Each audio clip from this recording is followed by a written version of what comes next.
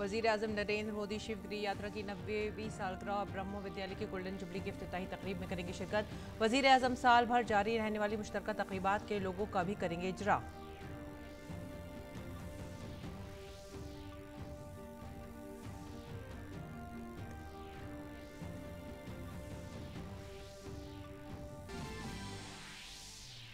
नई दिल्ली में 7वें रायसीना डायलॉग का आज दूसरा दिन। लक्समबर्ग, लिथुआनिया, नीदरलैंड और नॉर्वे के वज़ीर ख़ारजा आज वज़ीर ख़ारजा एस जयशंकर से करेंगे मुलाकात।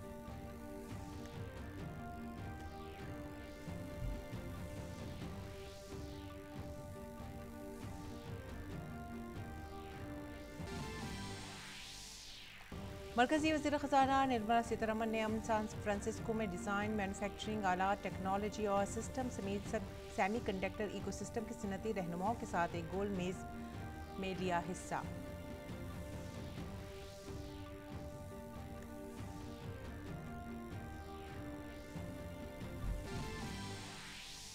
मरकजी वज़ीर इत्तलात और नशरियात अनुराग सिंह ठाकुर आज नई दिल्ली में नेटफ्लिक्स के ताउन से एक मुख्तसर वीडियो मजमूआ आज़ादी की अमृत कहानियाँ करेंगे लॉन्च।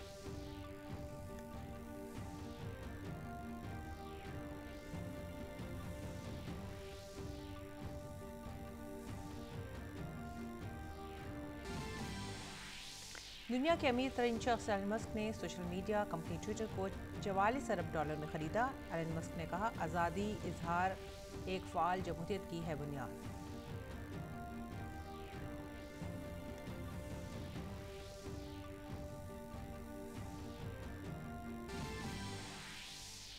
अक़वाम मुत्तहिदा के सेक्रेटरी जनरल एंटोनियो गुटेरेस रूसी सदर व्लादिमीर पुतिन से मुलाकात के लिए मॉस्को का करेंगे दौरा। रूस के वज़ीर ख़ारजा ने तनाज़ा से खबरदार किया, जबकि अमरीका ने यूक्रेन का सफारतखाना दोबारा खोलने और फ़ौजी मदद फराहम करने का किया है अज़्म।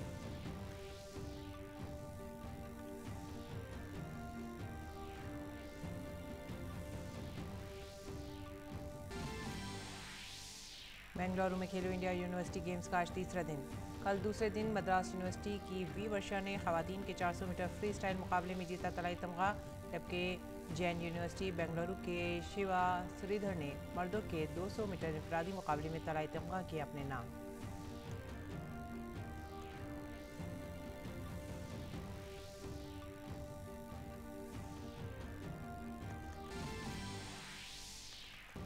IPL में पंजाब किंग्स ने चेन्नई सुपर किंग्स को 11 रन से हराया। ये इस सीजन में पंजाब की है दूसरी जीत। आज के मैच में बेंगलुरु और कोलकाता होंगे आमने सामने।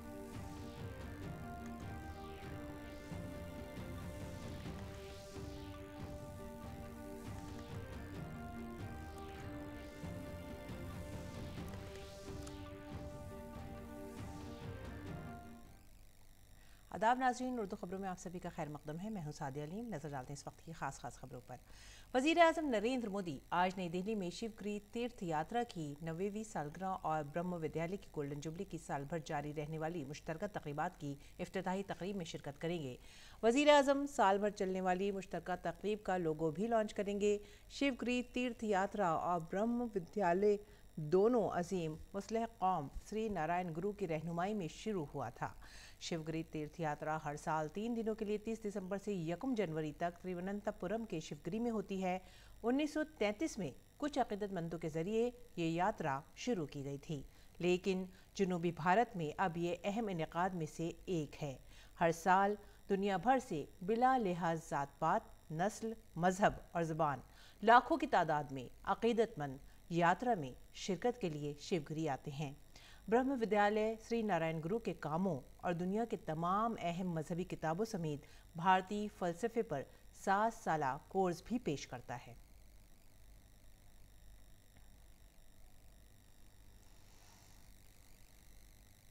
और आगे बढ़ेंगे। नई दिल्ली में जारी 7वें रायसीना डायलॉग का आज दूसरा दिन है। दूसरे दिन वज़ीर ख़ारजा एस जयशंकर रायसीना डायलॉग में हिस्सा लेने आए। लक्समबर्ग, नीदरलैंड्स, नॉर्वे और लिथुआनिया के वज़ीर ख़ारजा से मुलाकात करेंगे। इससे पहले कल यूरोपीय कमीशन की सदर उर्सुला वॉन डर लेयन ने भारतीय जमहूरियत की तारीफ़ की और शफ़ाफ़ तवानाई से मुताल्लिक़ भारतीय आलमी पहल पर वज़ीर आज़म की सताइश की। साथ ही उर्सुला वॉन डर लेयन ने रूस यूक्रेन जंगबंदी के सिफारती हल पर भी जोर दिया। वहीं वज़ीर ख़ारजा एस जयशंकर ने यूरोपीय यूनियन और भारत के मजबूत ताल्लुकात के लिए वज़ीर आज़म मोदी और उर्सुला वॉन डर का शुक्रिया अदा किया।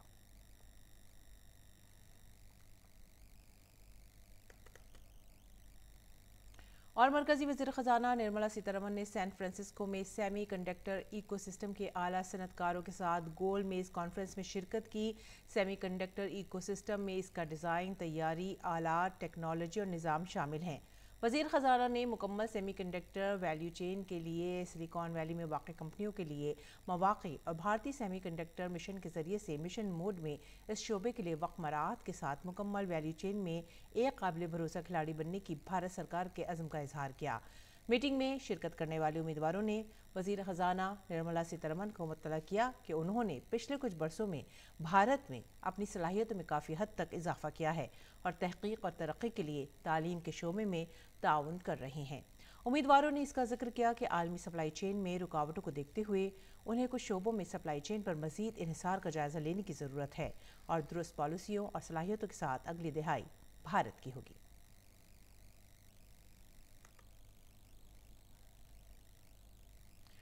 इत्तलात और नशरियात के मरकजी वज़ीर अनुराग सिंह ठाकुर आज नई दिल्ली में नेटफ्लिक्स के ताउन से मुख्तसर वीडियो का मजमुआ आज़ादी की अमृत कहानियाँ लॉन्च करेंगे।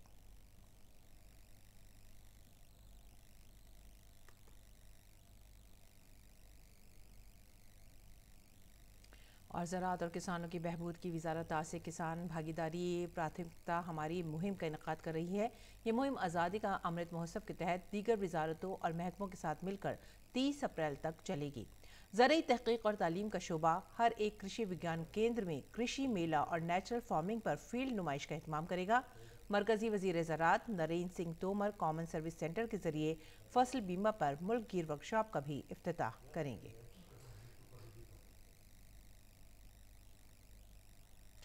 ज़राअत और processed food products export development authority APEDA और इंडिया ट्रेड प्रमोशन ऑर्गेनाइजेशन इटपो के इश्तराक से आज नई दिल्ली के प्रगति मैदान में एशिया का सबसे बड़ा बैनुल-अक़वामी खुराक और मेहमान मेला आहार शुरू हो रहा है।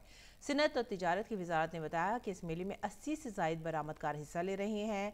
एपिडा ने शमाल मशरक़ी खत्ते, जम्मू कश्मीर, लद्दाख, उत्तराखंड और हिमाचल प्रदेश जैसी पहाड़ी रियासतों के बरामदकारों, खातून सनअतकारों, किसान पैदावारी तंजीमों, स्टार्टअप और बाजार के बरामदकारों के लिए खुसूसी स्टॉल बनाए हैं।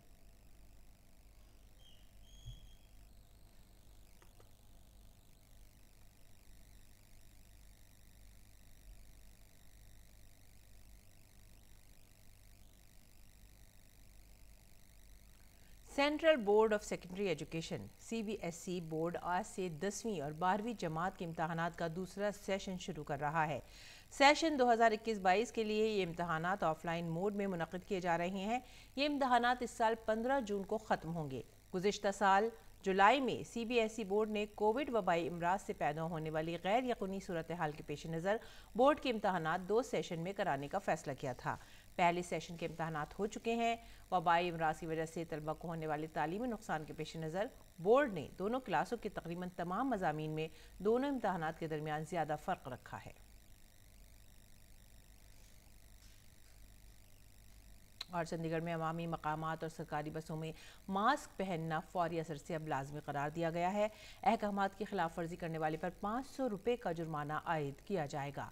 एक हुक्म में मरकज़ के ज़ेर इंतज़ाम इलाके के एडमिनिस्ट्रेटर के वशीर और रियासती डिज़ास्टर मैनेजमेंट अथॉरिटी की रियासती इंतज़ामिया कमेटी के चेयरमैन धर्मपाल ने कहा है कि पब्लिक ट्रांसपोर्ट जैसे बसों, टैक्सियों, ऑटो रिक्शा वगैरह और सिनेमा हॉलों में मास्क पहनना लाजमी होगा। शॉपिंग मॉल, डिपार्टमेंटल स्टोर, दुकानों, तालीमी इदारों, कुतुबखानों, सरकारी और निजी दफातर में भी मास्क लगाना लाजमी होगा।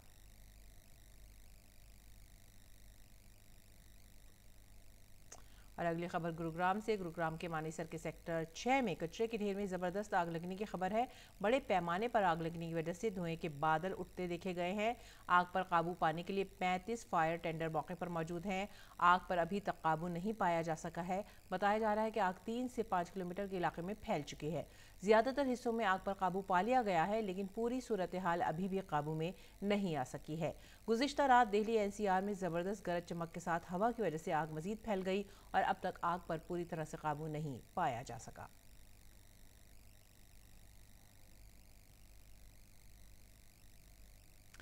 माली साल 2021-22 में हिंदुस्तान से 346 करोड़ 40 लाख डॉलर की मालियत के सेरेमिक्स और शीशे के सामान की रिकॉर्ड बरामद दर्ज की गई।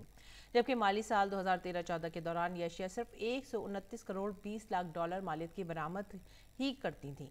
तिजारत और सनत के वजीर पीयूष गोयल ने कहा है कि ये कामयाबी सेरेमिक्स, टाइल्स और सैनिटरी वेयर की बरामदात में ज़बरदस्त इजाफे की वजह से हासिल हुई है। आगे बढ़ेंगे अगली खबर की तरफ। भारत दुनिया को अद्वियात फराहम करने में भी रिकॉर्ड बना रहा है। भारत की अद्वियात और फार्मा मसनूआत की बरामदात में 103% इजाफा हुआ है। वजीर सेहत मनसुख मंडाविया ने कहा है कि 2021-22 में दवासाजी और फार्मा मसनूआत की बरामद 1.83 लाख करोड़ से तजावुज कर गई है।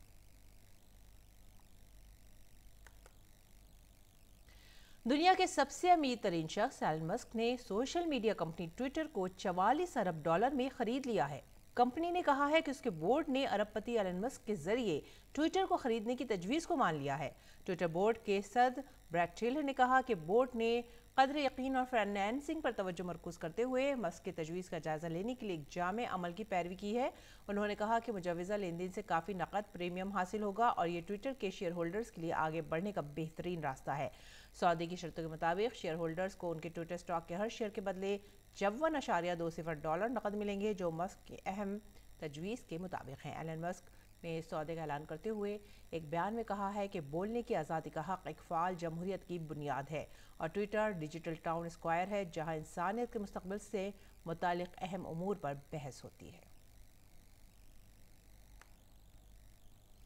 और इस बीच वजारत इत्तलात और नशरियात ने यूट्यूब के 16 न्यूज़ चैनल्स को ब्लॉक करने का फैसला किया है। इन 16 यूट्यूब चैनल्स में से 10 मुल्क से और 6 पाकिस्तान से काम कर रहे हैं। दरअसल इन यूट्यूब चैनल्स के जरिए गलत और गैर मुसद्दिक़ा इत्तलात नश्र की जा रही थीं, जिनका ताल्लुक मुल्क की सलामती, खारजा ताल्लुकात और अमन आमा से था। जिन 16 यूट्यूब चैनलों को ब्लॉक किया गया है, उनके नाजरीन की तादाद 68 करोड़ के करीब थी।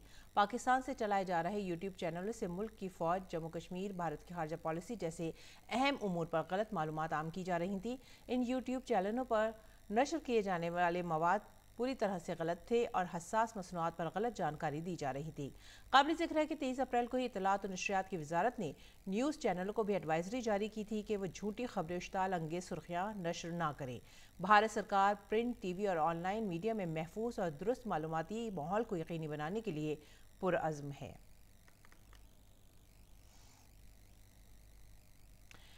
अक़वाम मुत्तहिदा के सेक्रेटरी जनरल एंटोनियो गुटेरेस आज मॉस्को का दौरा करेंगे और सदर व्लादिमीर पुतिन से मुलाकात करेंगे। सेक्रेटरी जनरल रूसी वज़ीर ख़ारजा सरगई लावरोफ से भी मुलाकात करेंगे। अक़वाम मुत्तहिदा के सेक्रेटरी जनरल ने कहा है कि इस अजीम बुहरान और उसके नताइज के वक्त वो यूक्रेन में क़याम अमन के लिए फ़ौरी इक़दामात और अक़वाम मुत्तहिदा के चार्टर और बैनुल अक़वामी क़ानून की बुनियाद पर कसीरुल जुहदी के मुस्तक़बिल पर बात करना चाहते हैं। उन्होंने कहा कि यूक्रेन और रूसी फेडरेशन दोनों अक़वाम मुत्तहिदा के बानी रुकन हैं और हमेशा से ही इस तंजीम के मजबूत हामी रहे हैं। बरतानिया के वज़ीर दिफा बेन वॉल्स ने कहा है कि वो यूक्रेन को एंटी एयर मिसाइलों से लैस कुछ स्टॉर्मर बख्तरबंद गाड़ियां भेजेगा। वॉल्स ने कहा कि बरतानवी मालूमात के मुताबिक इस तनाज़े में रूस के तकरीबन 15,000 फौजी मारे गए हैं, जबकि 530 टैंक, 60 हेलीकॉप्टर और मुतअद्दिद लड़ाका तैयारों समेत 2,000 बख्तरबंद गाड़ियां भी तबाह हुई हैं।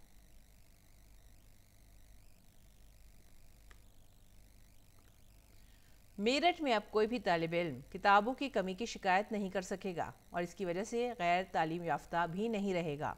वहाँ इंतज़ामिया ने एक पहल की है और गांव-गांव में लाइब्रेरी खोली है, जिससे वहाँ इल्म का उजाला फैल रहा है। आइए जानते हैं इसकी तफसीलात। मेरठ में अब कोई भी तालिब इल्म किताबों की कमी की वजह से गैर तालीमी याफ्ता नहीं रहेगा।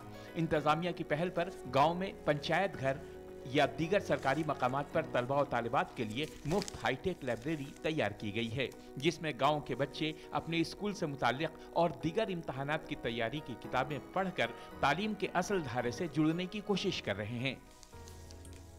मेरठ से पहले कोई लाइब्रेरी नहीं थी, न ही कोई इतनी सुविधा थी जिससे हम पढ़ सकें, लेकिन अब मेरठ के अंदर हमारा गांव है नंगली किठोर। यहाँ पे हमारी इतनी अच्छी लाइब्रेरी खुली है। यहाँ पे हर चीज़ की सुविधा है, जैसे किताब भी देख सकते हैं कि और जो हमें किताब चाहिए उसकी हम डिमांड कर देते हैं। बहुत फ़ायदा है हम मेरठ भी जा रहे थे, वो वहाँ पर किराया भी बहुत लगता है और यहाँ उस किराए में ही काम हो जाता है। बहुत अच्छी सुविधाएं हैं, किताब भी अच्छी है, सब चीज़ अच्छा है यहाँ। चीफ डेवलपमेंट अफसर शशांक चौधरी की पहल पर मेरठ के गांव-गांव तक तालीम की जोत जगाने के लिए 100 से ज्यादा लाइब्रेरी जिले में खुली जा चुकी है, जिनमें स्कूली पढ़ाई के साथ साथ मुसाबकती इम्तहानात की तैयारी वाले बच्चों के लिए भी सभी तरह की किताबें रखी गई हैं। इतना ही नहीं, लाइब्रेरी को पूरी तरह से हाईटेक बनाया गया है, जिसमें कंप्यूटर और वाईफाई की सहूलतें दस्तयाब हैं। लाइब्रेरी की किताबों के इंतजाम के लिए देही अफराद के साथ साथ शहर के बारूसूख अफराद और पब्लिशर किताबें अतिया कर रहे हैं। हमने गांव-गांव में प्रयास किए हैं कि जैसे हमारे जो स्कूल्स हैं बेसिक शिक्षा के, या जो हमारे पंचायत भवन है, या जो ऐसी बिल्डिंग्स हैं जो अमूमन ज़्यादा किसी काम नहीं आती, तो उसको रेनोवेट करा करके हम उसमें एक लाइब्रेरी, एक पढ़ने का स्थान हम लोगों ने बनाने का प्रयास किया है, जिसमें ग्राम पंचायत के माध्यम से ये लाइब्रेरी विकसित की गई हैं और ग्राम पंचायत ही इनका संचालन कर रही हैं।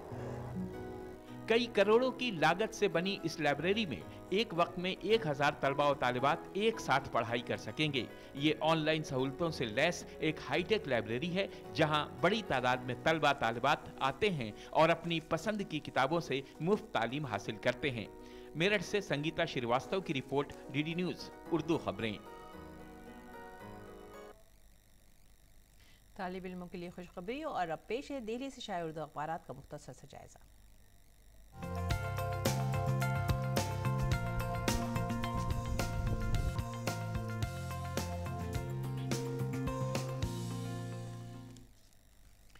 नाज़रीन, उर्दू अखबारात के जायज़े में जो पहली ख़बर हमने ली है वो रोज़नामा राष्ट्रीय सहारा से है, और ये ख़बर है 10 हिंदुस्तानी और 6 पाकिस्तानी यानी कि टोटल 16 यूट्यूब न्यूज़ चैनल्स पर भारतीय हुकूमत ने पाबंदी आयद कर दी है। वज़ारत इत्तलात और नशरियात के मुताबिक इन चैनल्स पर गलत मालूमात फैलाई जा रही थीं और जिससे मुल्क की सलामती को ख़तरा लाहक था। तो 16 यूट्यूब चैनल्स में 10 हिंदुस्तान से काम कर रहे थे और 6 पाकिस्तानी यूट्यूब चैनल इसमें शामिल थे। अगली खबर भी है रोज़नामा राष्ट्रीय सहारा से, और ये बैनुल-अक़वामी ख़बरों में से है जिसको इन्होंने सुर्ख़ी बनाया है। एमेनुअल मैक्रों फिर से फ्रांस के सदर मुंतखब, एक बार फिर से एमेनुअल मैक्रों फ्रांस के सदर मुंतखब हो गए हैं और उन्होंने अपनी हरीफ दाएं बाजू की उम्मीदवार मैरिन ले पेन को काफ़ी पीछे छोड़ दिया है। आगे बढ़ेंगे, रुख करेंगे इनकलाब का। इनकलाब के बैनुल-अक़वामी पेज से हमने खबर ली है जिसके अंदर रूस और यूक्रेन पर उन्होंने सुर्खी बनाई है। रूस जंगी मकासद में नाकाम और यूक्रेन कामयाब हो रहा है, एंटोनी ब्लिंकन। यूक्रेन और रूस की जंग के आगाज़ के बाद से आला तरीन अमरीकी वफ़द का पहला दौरा हुआ है यूक्रेन में, जिसके बाद अमरीकी वज़ीर ख़ारजा ने एक बयान में कहा है कि यूक्रेनी सदर को अमरीका की तरफ से मज़ीद मदद जारी की जाएगी। इस बीच जो अगली सुर्खी है इनकलाब से ही, वो है रूस का यूक्रेन के 5 रेलवे स्टेशनों पर हमला, जिसमें 3 मुसाफिर हलाक हो गए हैं। रूस यूक्रेन पर लगातार हमले कर रहा है और साथ ही साथ इसमें शहरी मकामात और इमारतों पर भी हमले किए जा रहे हैं। यूक्रेन लगातार इल्ज़ाम लगा रहा है रूस पर कि वो शहरियों को निशाना बना रहा है।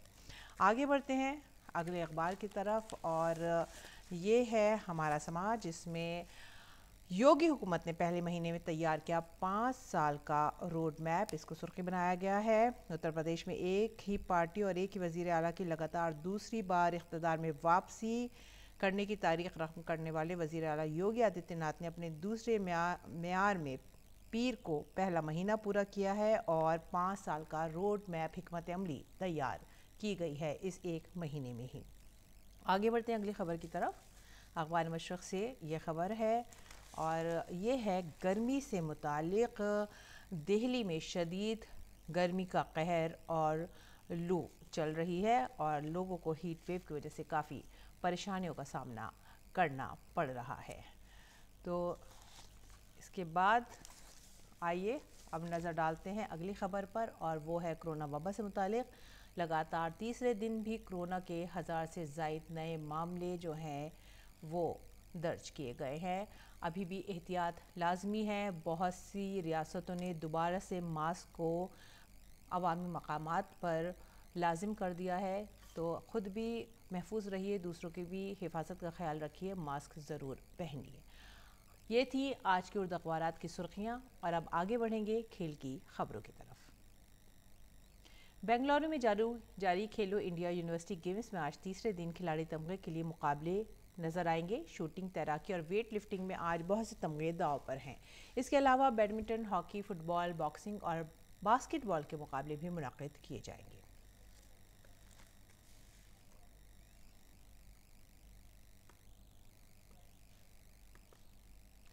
बेंगलुरु में जारी खेली इंडिया यूनिवर्सिटी गेम्स में कल मद्रास यूनिवर्सिटी की वी वर्षा ने खवातीन के 400 मीटर फ्री स्टाइल मुकाबले में तलाई तमगा जीता। वर्षा ने 4 मिनट 59.63 सेकंड का वक्त लगाकर गोल्ड मेडल जीतने में कामयाबी हासिल की है। दूसरी तरफ जैन यूनिवर्सिटी बेंगलुरु के शिवा श्रीधर ने मर्दों के 200 मीटर इंफरादी मेडल में तलाई तमगा जीतकर खेलो इंडिया यूनिवर्सिटी गेम्स से रिकॉर्ड कायम किया है। शिवा ने 2 मिनट 5.43 सेकंड का वक्त निकालकर ये तमगा अपने नाम कर लिया।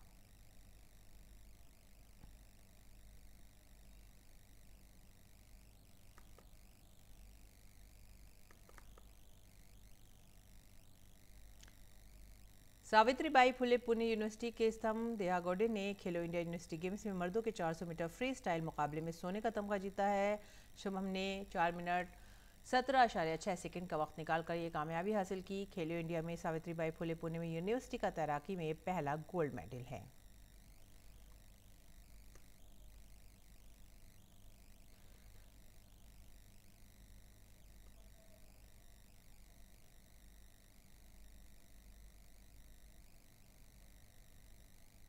वहीं मद्रास यूनिवर्सिटी ने खेलो इंडिया यूनिवर्सिटी गेम्स में खवातीन की 4x200 मीटर फ्री स्टाइल तैराकी में तलाई तमगा जीता। इस मुकाबले में जाधवपुर यूनिवर्सिटी दूसरे नंबर पर रही है, जबकि जैन यूनिवर्सिटी ने तीसरा मकाम हासिल किया है।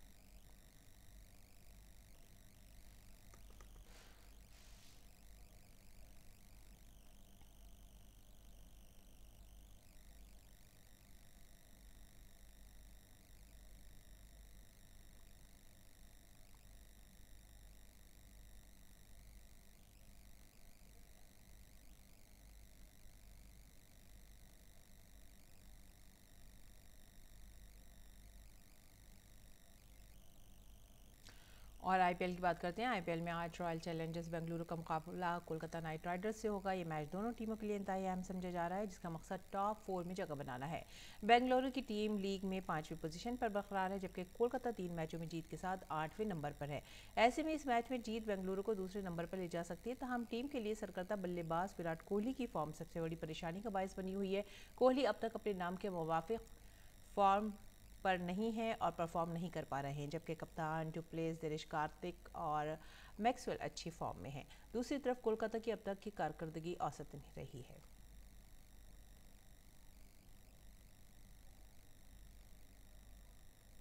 आईपीएल में पीर को पंजाब किंग्स ने चेन्नई सुपर किंग्स को 11 रन से मात दी है। इस सीजन में चेन्नई पर पंजाब की ये दूसरी जीत है। पंजाब ने पहले बल्लेबाजी करते हुए चेन्नई के सामने जीत के लिए 188 रन का हदफ दिया। जवाब में चेन्नई की टीम मुकर्ररा 20 ओवर में 6 विकेटों के नुकसान पर 176 रन ही बना पाई। चेन्नई के लिए अंबाती रायडू ने सबसे ज्यादा 78 रन बनाए हैं। इससे कबल पंजाब के लिए शिखर धवन ने नाकाबिल शिकस्त 88 रन बनाए, जबकि भूंकर राजपक्षे ने 42 रन बनाए। मयंक अग्रवाल की क़यादत वाली पंजाब की टीम इस जीत के साथ पॉइंट्स टेबल में 6ठे नंबर पर पहुंच गई है।